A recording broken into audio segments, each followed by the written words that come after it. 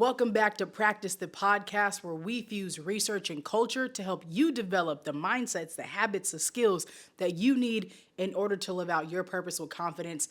I'm your host, Dr. Rees, and I'm so excited to grow with you today. Now let's get after it. Today, we are focusing on resilience. And I know a lot of people are like over the word resilience. Some people think it's overused. Some people are still unfamiliar with what it really means. And I think a lot of folks are tired of resilience because they're tired of being resilient.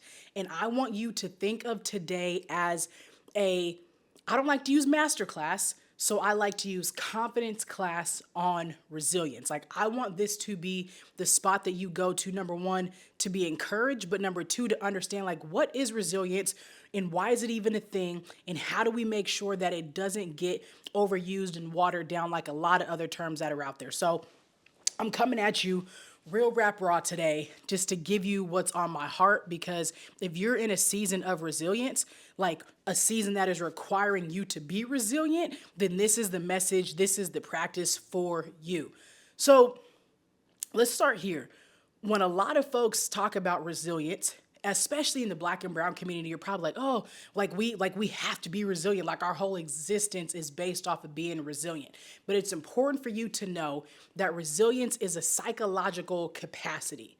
So what is resilience? Resilience is a psychological capacity. And it's important for you to know that it's a psychological capacity, because that means it's your ability, like your mental ability to be able to do something.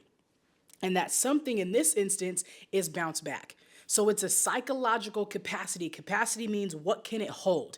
However big your resilience is, how much capacity you have, I know I'm talking fast because I'm excited, so let me slow down. When I think about capacity, one of my favorite things to think about is like either walking into a gym and I see the sign that says capacity can hold this. Anytime you go into a room, a space, a movie theater, something, it's always going to say room capacity. And if something gets to that capacity or gets over that capacity, then it could be a fire code. So there's a certain amount of seats, there's a certain amount of things that can fit within this space before danger happens. Now, when you think about this in terms of your resilience, oh God, okay, this is good. And I promise you, this is coming off the dome right now, is that if your resilience for some folks gets to this certain level of capacity, it becomes too dangerous for you. And so I believe that we were born and created to be rich in resilience. What I mean by that is that I believe that you were born and created to be able to have resilience that overflows. Now, that doesn't mean that I want you to always be going through and having a rough life that forces you to be able to do that. But I believe if you're going to live out your purpose, you're going to have to be resilient. Like, there's no way you get to your potential. There's no way you live out your purpose with confidence. There's no way you access your gifts if you are not resilient, if you don't have the ability to be resilient. So again, let's go backwards.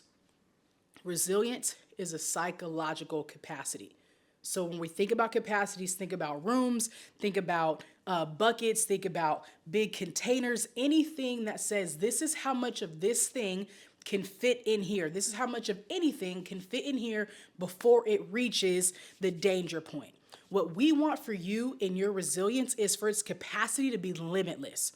What that means is we want your resilience to be so tough, so built, so expansive, so wide that you can go through anything and you will not give up. You can go through anything and you will not tap out. Even in thinking about this, there's a couple people that come to mind right now. And I'm going to get emotional because I love it, because this topic matters to me. I think about my good sis, Shantae. And she is in a season of resilience right now that it blows my mind to think about. And I hope that she's okay with me sharing her story in this way. But she is an amazing, beautiful mother, widowed mother of 4. And her story, and I will let her share that much more of her story in different ways, and I would encourage you guys to follow her so that way you can watch resilience in real life. Before I even jump into that, I need you to find people in your life that you know are resilient, and just by watching them be resilient tells you that you can too. Now, here's the other thing I'm going to give you in that. When you see other people be resilient, what happens for you is it encourages you and influences you to develop something called self-efficacy. Self-efficacy is my belief in my ability to endure difficult things and not give up. So basically in science and research, we've come up with so many different, I didn't come up with these terms, like I just learned them, but there's so many different terms that ultimately kind of mean the same thing that help you make sense of your human existence. So self-efficacy is again how efficacious, how great, how strong, how much resistance, how tough, how much can this thing stand? How good is that? That's what efficacy is, right? So your self-efficacy is your ability to endure difficult things and your belief in your ability to not give up, to endure through difficult things. One of the tenets when it comes to self-efficacy is vicarious experience, which basically means if I see somebody else doing something and I see them enduring difficult things, that can tell me I have the ability to also endure difficult things. So you need to get people around you who have endured difficult things so that way you can implant the belief and influence it in yourself that if they can, I can too. That's number one. Now let me go backwards.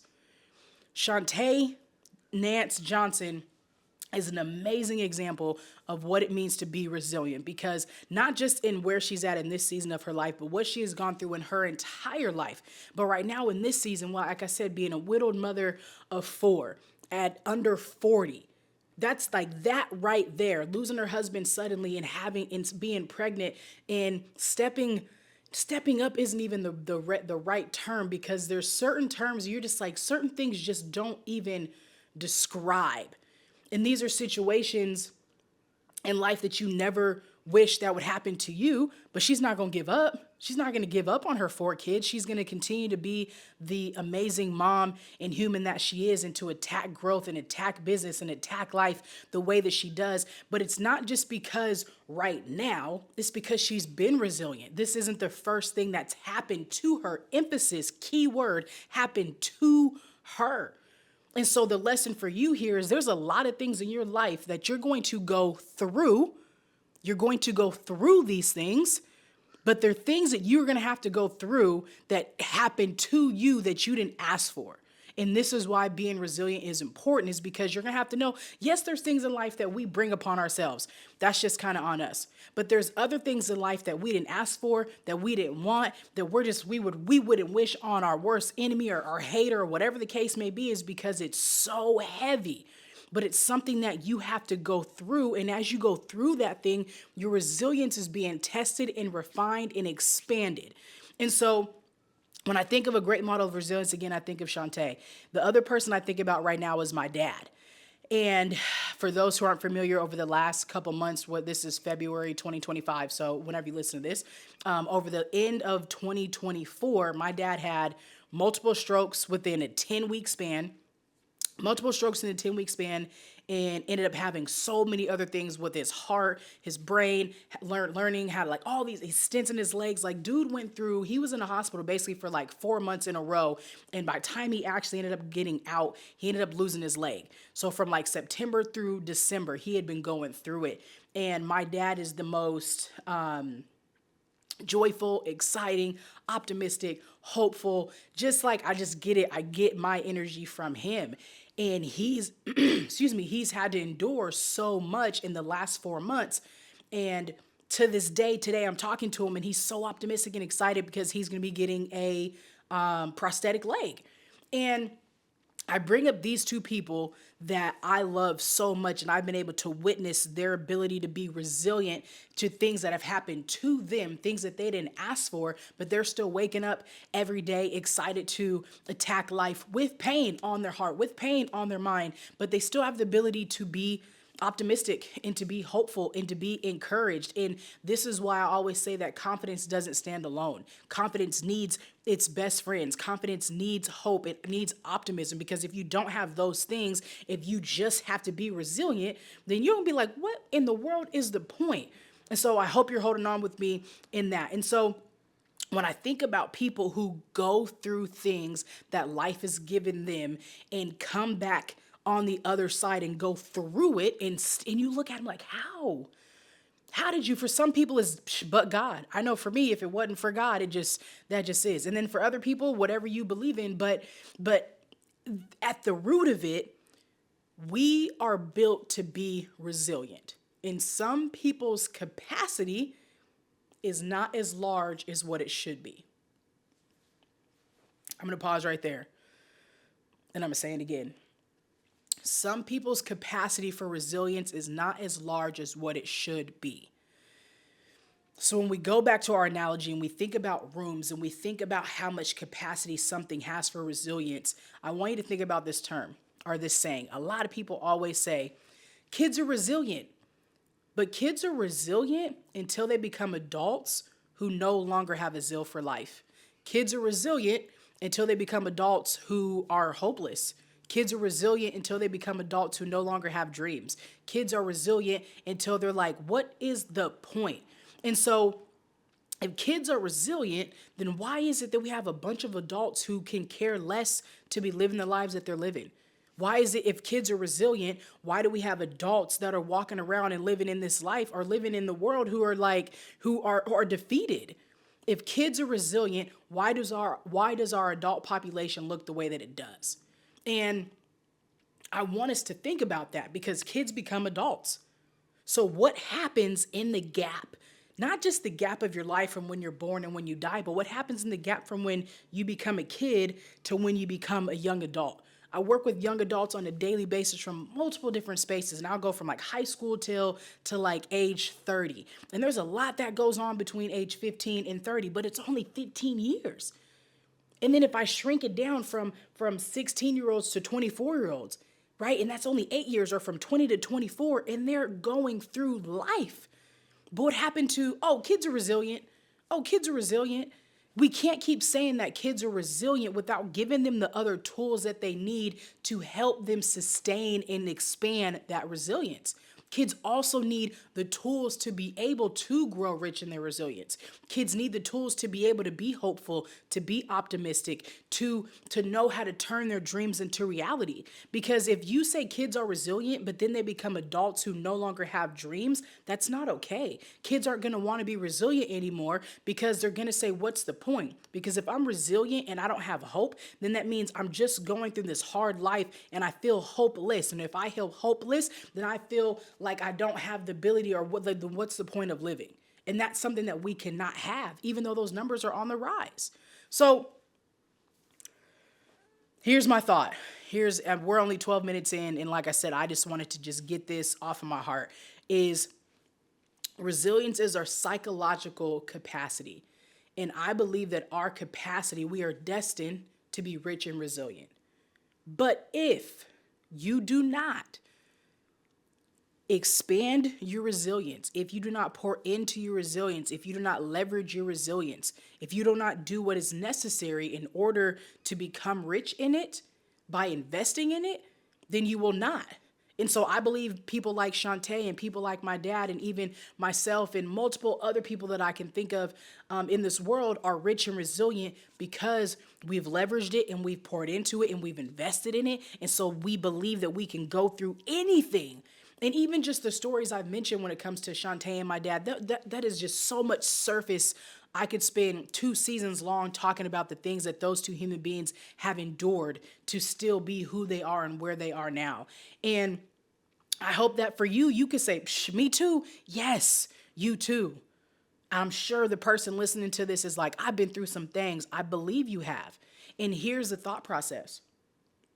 You've been through some things.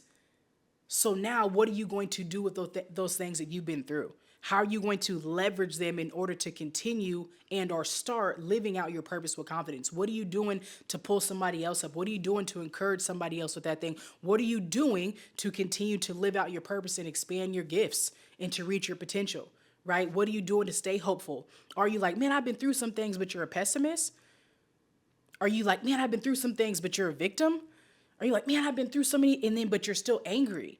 So being resilient isn't just about having the ability to go through things, but it's going through them and holding on tight to your dreams, to your ability to say, to the possibilities of life. That's where the optimism comes in, to being hopeful for what can still be.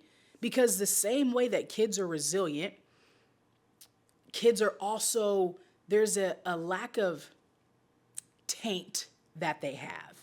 And I think somebody probably thought, well, kids haven't had to go through, you're right. But a lot of kids have had to go through a whole lot of things. A lot of kids have seen a whole lot of things. A lot of kids, and I tell this to students all the time, have probably gone through way more than a lot of their teachers could ever imagine. And so for a lot of kids, their resiliency starts to turn or flatten, our capacity starts to hit a head probably sooner than what they really want or that it should, which is why I'm committed to doing the work that I do, so that way they can know that you are rich and resilient. So let me pause really quick and peek at my notes because I'm sure I went far left. Not really. Okay. So here's the thing. I believe that there are seasons of resilience. Now, resilience again is our capacity, but it's one side of it. I believe balance is necessary, and I don't mean 50-50, because for some people, they've had to endure a whole lot of things, way more things, and I don't want to make this into a measuring game either. Like, well, I went through this. Well, then I went through this. That's not what this is about. That's not what resiliency is about. But it's some folks' seasons of resilience last longer than others. Some folks, like in losing my mom, that season of resilience obviously was heavy at the beginning. My dad is still heavy in the thickness. Shantae has only lost her husband and has been a single mom for about over a year now. So for some folks, and those like loss is huge. For some people, they're having to navigate maybe losing a job and then finding another one. Or for some folks, for some student athletes, it's losing playing your sport and then trying to find your new identity. And for some people, maybe you're navigating the incarceration. Maybe you're navigating moving. Like, everybody's story and journey is completely different. So what you have to be resilient for is different. But the season and the timing and all of that, don't compare it to anybody else's. Don't look at, well, this person did that and we're going through the same thing and they bounce back quicker. You can't compare your season to somebody else's, because one, you're not them, and that's toxic comparison. And so when you look at your ability to navigate whatever it may be, obviously I don't have you in front of me, but I want you to look at your scenario. I want you to look at your situation and say, what is it that I'm having to navigate right now? Or you could say, like, I don't think I'm in a season of resilience right now. I feel like I'm in a season of I don't even know at the moment what I would call the opposite of that. A season of more freedom or more joy or more optimism and more being able to play. And for me, I would say the last 10 years, I've been in a heavy season of just fighting for my life and existence. And right now, I feel better. Right now, I feel like I have a little bit more space to play, a little bit more space to breathe, a little bit more space to enjoy life. But the last 10 to 8 years, I've had so much death, so much loss, so many different transitions, so many different things that have happened that I felt like I was drowning in my seasons. They just kind of kept piling on top of each other. And for some people, they may feel like that. And I say season intentionally because I want you to think about, I may be in a season of resilience, but that season isn't going to last forever. But the resilience that you use and leverage during that time frame is going to equip you for the seasons that you're not in it. And so when I say in it, I want us to think about that. When you are in the midst of having to be resilient, it does not feel good. When you are in the season, you're in it. Like, you're grasping for your life. You're grieving. You're frustrated. You're angry. You're sad. You're mad. Nothing makes sense. You are in pain. You have to leverage the resilience that you have. When you're in it, it does not feel good. And I want you to know that that's okay. I want you to know that you have every right to experience all the emotions that you do. And in that, I hope that you have community that is able to surround you and show you love and give you hugs and give you all the things that you feel like you don't have the ability to give yourself and give you reminders. I hope that when you are in your season of resilience, that you have people that come around you and they become the hope for you.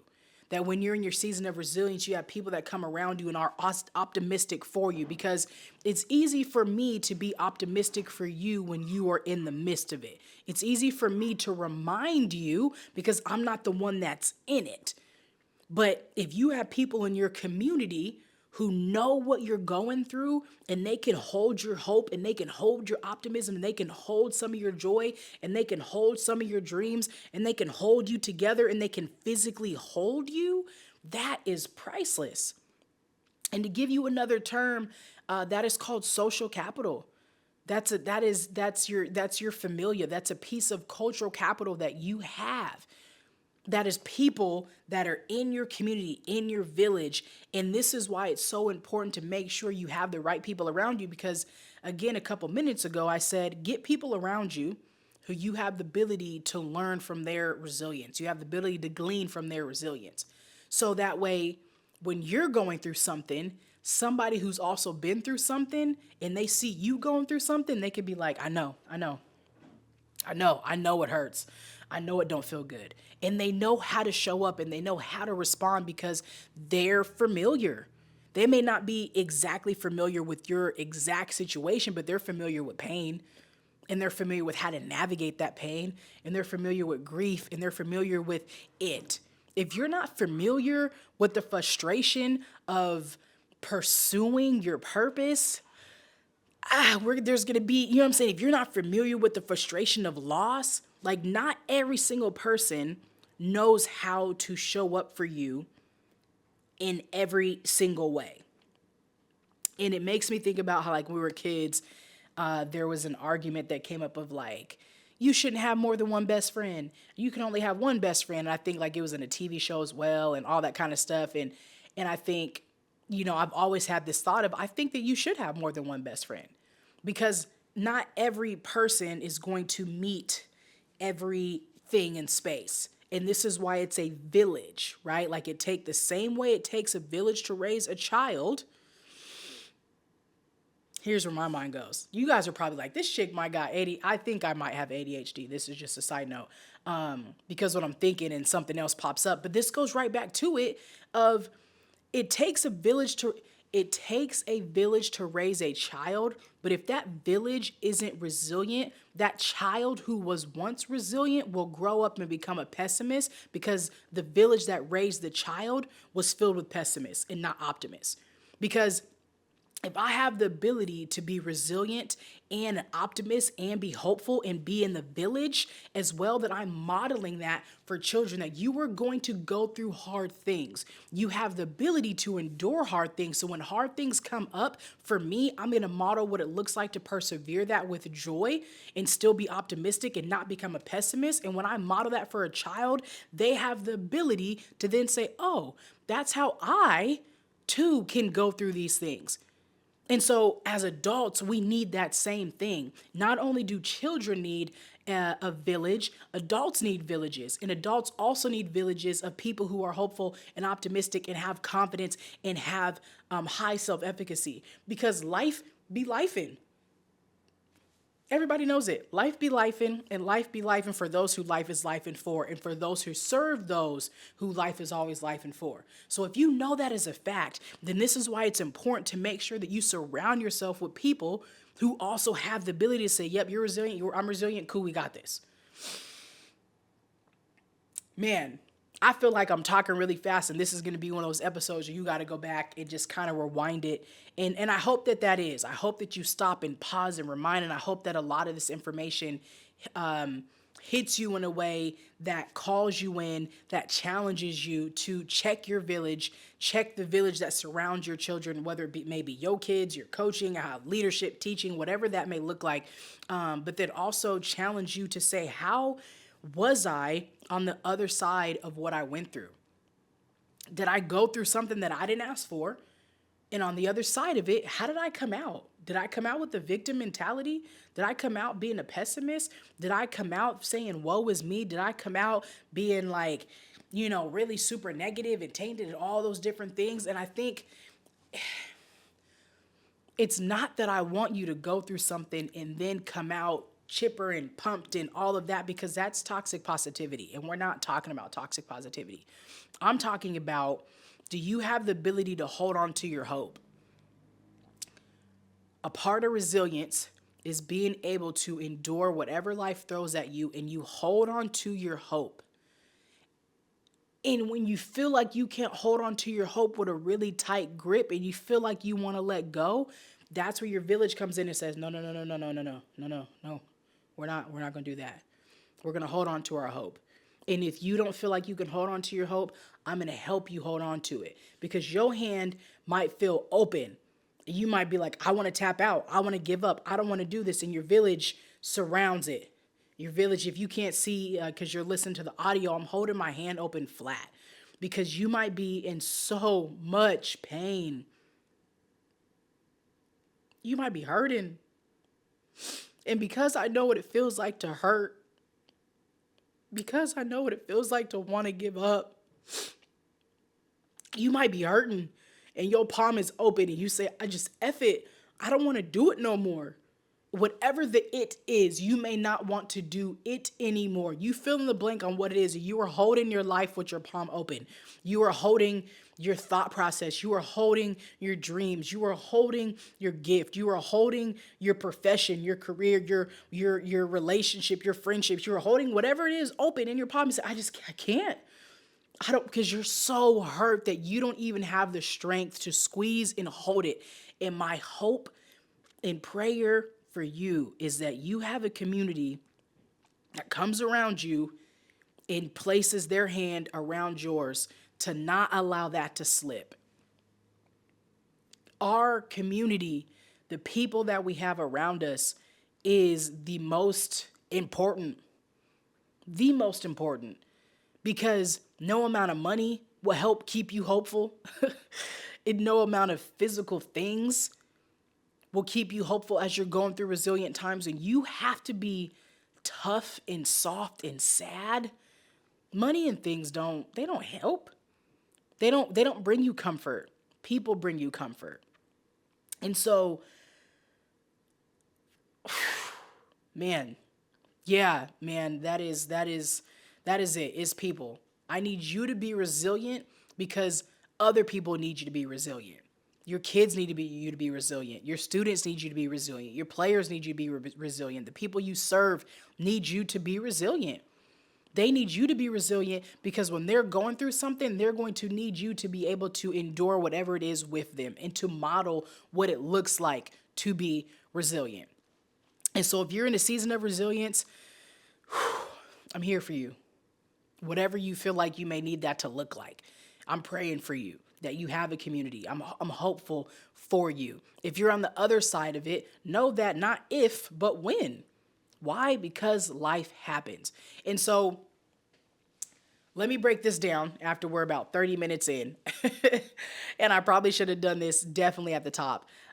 Is explain what I mean a little bit more when it comes to this why resilience is a psychological capacity and what that looks like.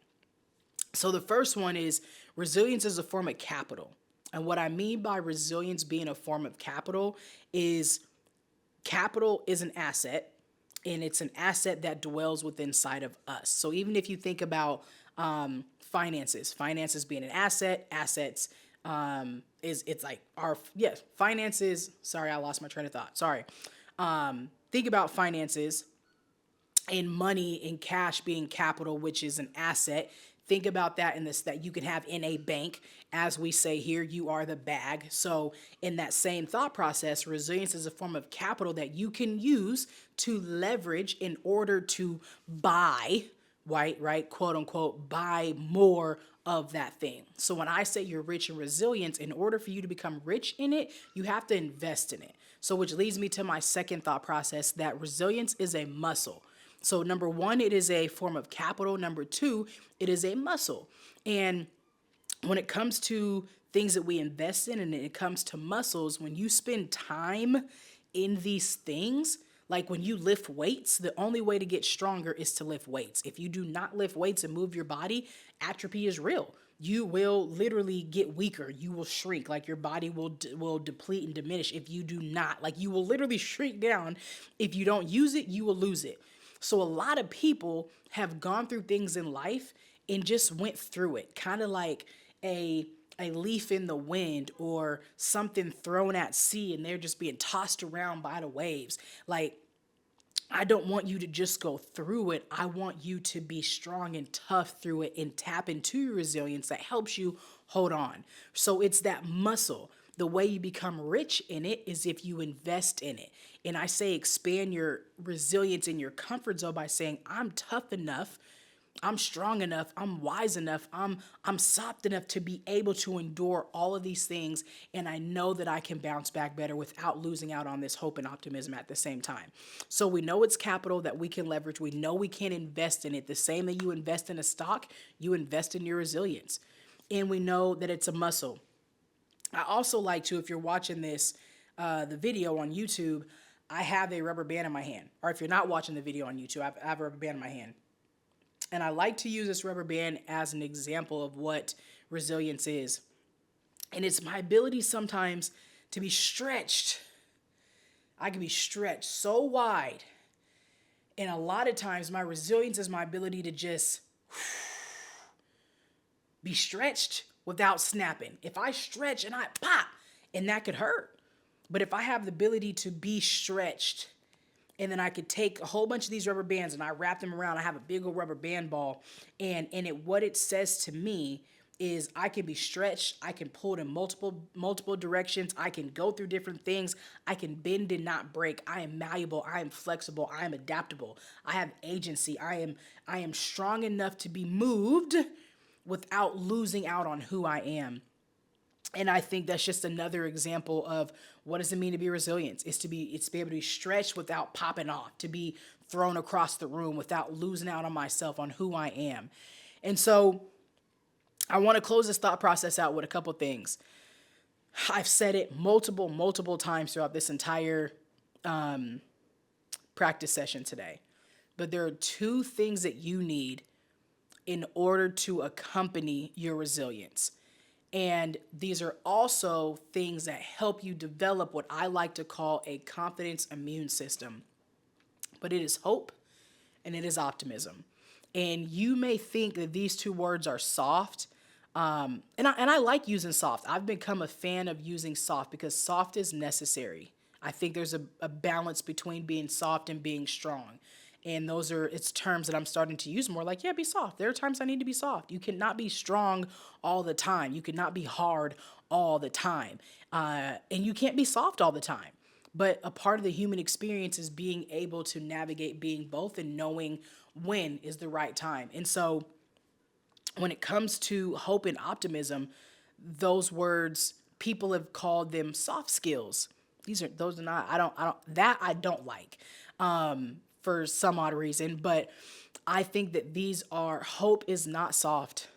Golly, I guess did I just contradict myself? Well, hope is not weak, should I say. Hope, yeah, but sorry, weak, hope is not weak. A lot of people think being hopeful is a weak description. It is a lofty thing. It is like a marshmallow, like, oh, just be hopeful. Hope doesn't pay the bills. No, hope can pay the bills. It 100% can, because when you have hope and you have dreams and you have resilience, then that enables you to be able to get after it, because hope is also connected to motivation, and all those things are connected to energy to be able to get after it. So no, you can't go cash in your hope, but you can use that hope in order to give you the energy you need to execute, especially when you have a grieving heart. And so you need hope. You have to have hope. The second thing you have to have is optimism.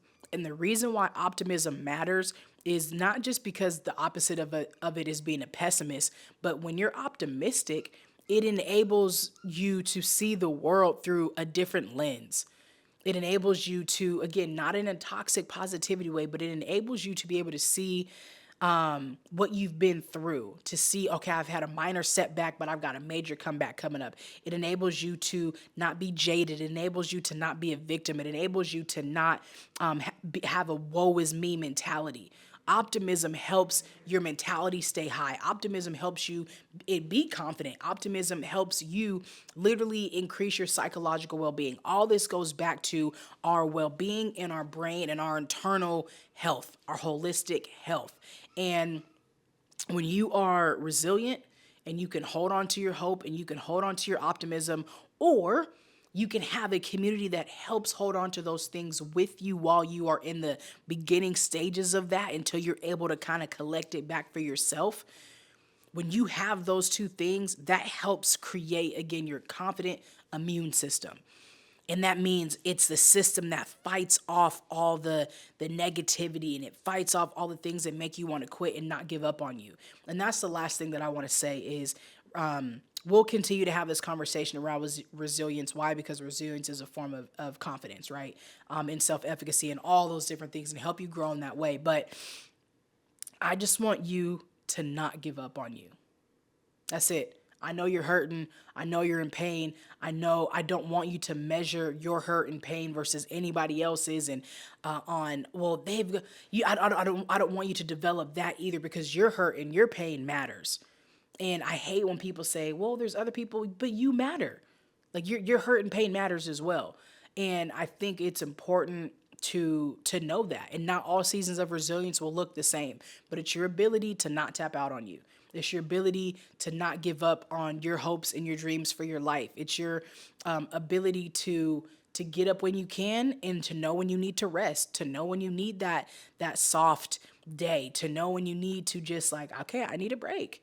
And it takes strength to be weak sometimes. It takes strength to be soft, and to need a rest, and to need a break, and recognize like I'm in a season of resilience, and all of my energy is going towards me having to be resilient right now, and I don't have much strength for anything else. And I think it's important, and that is self-awareness that allows you to know that. So that is my thought. If you are in a season of resilience, just don't give up on you. Surround yourself with folks who will remind you of your why, and keep at it. Keep growing, keep moving, just keep putting your effort and energy where you feel like it needs to go, and allow yourself to be poured into by other folks. You don't have to have it all together. You don't have to know it all. You don't have to have all the answers, especially when you are in the midst of resilience. And I think one thing that I'm taking away from this, from even speaking, is again the importance of having the right people around you at all times, and knowing you are not supposed to endure difficulties alone. Like, yes, we were built and created and have genes and brain waves and all those things in us that make resilience, our psychological capacity, a thing for us to be able to endure it, but we were also created for a community. And so if you don't feel like you have a community, figure out how you get tapped into community, figure out how you can surround yourself with folks who, not in a trauma bonding way, absolutely not, but folks who understand what you're going through, or folks who have gone through some things, folks that you can just tap into because they know what it means to be strong, but they also know what it means to be weak, and they also know what it means to have folks show up for them and how to show up for other people. And I think that that's really, really important. So that is it.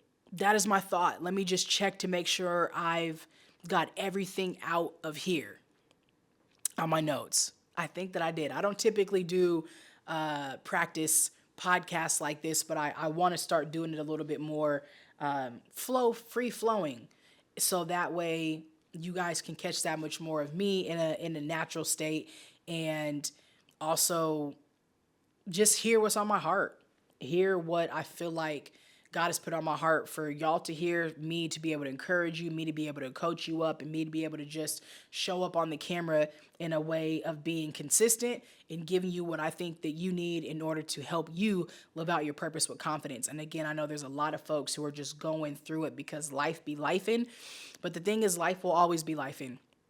And for those who have the ability to say, I am rich and resilient because I invest in my resilience, which means it has ability to grow, I'm allowing it to grow because I'm leaning into it. and I'm allowing others to lean into it with me, and I can pull from it to help other people grow at the same time, we will be better as a community and as a team. So I thank you for tuning in today, and talk to me in the comments and let me know, was this helpful, was this beneficial? If you felt like it was, please, obviously, all the things that somebody has to do, like, share, subscribe, that kind of stuff, so that way we can continue to get this message out there and folks can do what they need to do to live out their purpose with confidence. I appreciate you. I love you. Until next practice, I'm your professor, I'm your coach, I'm your host, I'm all the things. Dr. Rees. Until next time, remember, you are the bag. Peace.